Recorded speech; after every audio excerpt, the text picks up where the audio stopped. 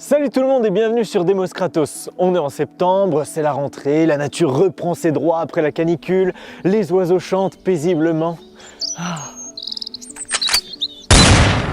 Mais c'est aussi le retour de la chasse. De septembre à février, plus d'1 million de chasseurs vont enfin pouvoir retourner à la nature pour la réguler à coups de plomb dans la gueule. Oui, je sais, certains d'entre vous diront qu'il faut réguler les animaux sauvages pour ne pas qu'ils nous envahissent, comme s'il s'agissait d'une guerre perpétuelle entre la civilisation humaine et ce qu'il reste de sauvage. Les sangliers viennent manger le maïs des Français. Il faut que nous protégions notre chère patrie. Mais bon, moi j'y connais pas trop grand chose en chasse, donc je suis allé voir un professionnel. Un chasseur? Non, un naturaliste. Un mec dont le métier c'est pas de buter des animaux, mais au contraire de préserver la faune et la flore. Enfin, je trouve ça un peu plus intéressant. Bonjour Pierre Rigaud. Bonjour. Le 18 septembre, vous allez sortir un livre qui s'appelle Pas de fusil dans la nature, réponse aux chasseurs. Est-ce que vous pouvez déjà nous expliquer l'objectif de ce livre? Bon, l'idée, c'est de contrebalancer toutes les fausses idées justement qu'on a à propos de la chasse, tant les gens qui défendent la chasse que les gens qui sont contre la chasse, parce qu'en fait, il y a une énorme opposition à la chasse. La plupart des gens n'aiment pas la chasse, en fait, par sondage, c'est montré régulièrement, c'est 80% des Français, un peu plus, un peu moins, qui dans l'idée n'aiment pas la chasse. Par contre, en fait, souvent, ils ne connaissent pas très bien son fonctionnement. Donc j'essaye dans ce bouquin d'apporter des arguments précis, des chiffres, des faits, pour expliquer le problème de la chasse et en quoi c'est un problème. En quoi est-ce que ton métier de naturaliste te rend légitime à parler de la chasse? Je pense connaître vraiment les animaux sauvages, en particulier les mammifères et les oiseaux, qui sont les espèces chassables en France. Parce que je les étudie en tant qu'observateur de terrain, déjà depuis mon enfance et après professionnellement à travers mon job qui consiste à inventorier la faune sauvage. Avec ça en plus le bagage que beaucoup d'autres gens ont, c'est-à-dire universitaire en biologie. Et puis mon métier, c'est en fait d'étudier la faune sauvage. Alors, tu devrais être content qu'il y ait des chasseurs.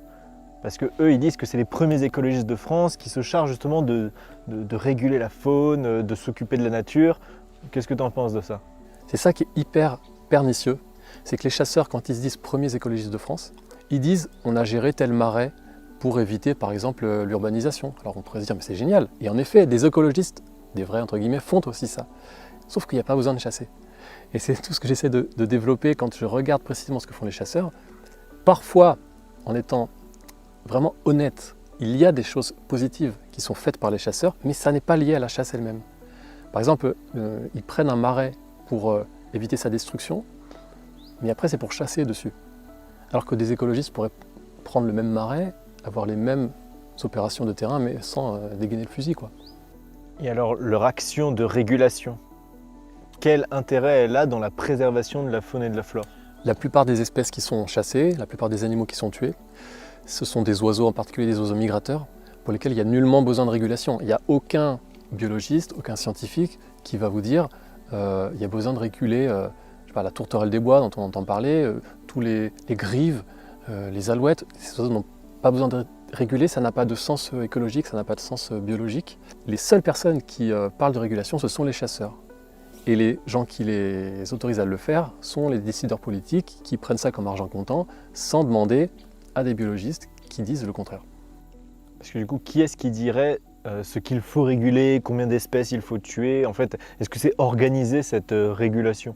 Selon les espèces, les lieux, les endroits, il peut y avoir un nombre maximum d'animaux qui peuvent être tués. Mais c'est très très pernicieux parce qu'en fait, par exemple les préfets ou les ministres de l'écologie, les gens qui prennent les arrêtés pour décider où et comment les chasseurs peuvent chasser, ils essayent de satisfaire la demande sociale des chasseurs qui veulent flinguer le maximum, franchement, tout en faisant attention à pas trop faire disparaître les espèces et à pas trop être en infraction avec des textes réglementaires européens qui obligent la France à faire attention à sa biodiversité, entre guillemets. La biomasse, par exemple, du bétail plus des humains est largement infiniment supérieure à celle de tous les mammifères et des oiseaux sauvages qui vivent dans les campagnes, que ce soit en France, en Europe ou dans le monde. Donc cette idée de réguler les animaux sauvages qui deviendraient trop nombreux et qui mettraient je ne sais pas quoi en péril, je pense que ça renvoie quand même fondamentalement à la considération qu'ont des gens qui se positionnent en gestionnaire en fait, en gestionnaire de la nature. Il y a des cas bien réels et bien problématiques pour les personnes concernées, c'est par exemple quand des sangliers ou des cerfs ou d'autres animaux viennent manger des cultures des champs, dans les maïs, dans la vigne. Donc ça, c'est pas un problème de pullulation de la faune sauvage, d'absence de régulation, c'est un problème d'interaction entre une activité humaine et l'environnement dans lequel elle se fait. C'est un peu comme être gêné par la pluie en automne et la neige en hiver. Donc c'est des choses qu'il faut gérer, mais personne n'aurait l'idée de dire on va gérer la neige qui tombe. Par contre, on va gérer les interactions entre ce qu'on fait et la neige qui peut nous poser problème dans certains cas sur la route. Bon, c'est la même chose pour les dégâts commis par les animaux dans les cultures, et ça se gère techniquement avec des clôtures, avec des effarouchements, etc. Quand tu parles des animaux sauvages, eux aussi, ils s'autorégulent avec des prédateurs, des proies. Est-ce que le fait qu'on ait tué les prédateurs, par exemple le loup, ça fait qu'il y a une prolifération des espèces et qu'il faudrait que nous, on devienne régulateurs? Alors c'est le cas très spécial de l'interaction de la coexistence entre les prédateurs naturels comme les loups, les lynx et dans une moindre mesure les ours qui mangent les ongulés sauvages, des chevreuils, des cerfs, des sangliers, des chamois. Et le fait qu'en effet, donc, on a quasiment éliminé tous ces prédateurs naturels. Donc les chasseurs se posent en régulateur en disant heureusement qu'on est là, nous les chasseurs, pour réguler ces animaux. Et ce qui est assez frappant, c'est que quand les loups reviennent dans une région, ces mêmes chasseurs disent on va éliminer les loups parce que ça nous porte concurrence, puisque les loups mangent notre gibier. Donc c'est encore une fois dans cette vision vraiment idéologique ou culturelle des chasseurs qui se disent nous voulons gérer la faune sauvage. Aujourd'hui la situation est telle avec en particulier les sangliers, que même si on laissait revenir les loups partout en France, ça ne suffirait pas pour faire baisser les populations de sangliers.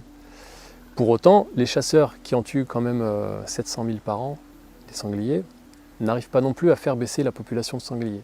Donc il y a un truc qui ne marche pas, qui je pense est lié au fait qu'on a confié aux chasseurs la gestion de ce problème qui est l'augmentation des dégâts dans les cultures, et que les chasseurs en fait ont tout intérêt à que la quantité de sangliers ne diminue pas. Ils sont très contents qu'on fasse appel à eux et qu'on leur demande de flinguer le maximum de sangliers. Ils refusent que des prédateurs naturels reviennent. Ils entretiennent comme ça un système qui fait que aujourd'hui il y a des gens qui vont à la chasse aux sangliers, qui sont là comme on va au ball trap ou comme on va jouer au paintball ou un jeu vidéo, qui viennent de la ville, qui ne sont pas d'ailleurs des ruraux du coin, mais qui viennent vraiment faire des cartons, quoi.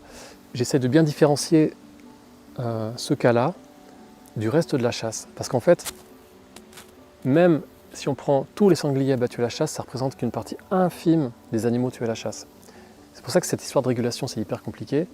Parce que dès qu'on parle de régulation, les chasseurs prennent l'exemple du sanglier en disant heureusement qu'on est là pour réguler les sangliers. Mais d'une part, la faute est due à eux au départ, et on leur confie la gestion de ce problème-là, et ça ne fonctionne pas, parce qu'ils n'ont pas intérêt à ce que ça fonctionne.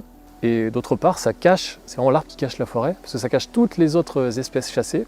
En France, on a 1 200 000 chasseurs qui peuvent acheter du matériel de chasse un peu partout, même à Decathlon. Donc la preuve en est que ça devient un sport.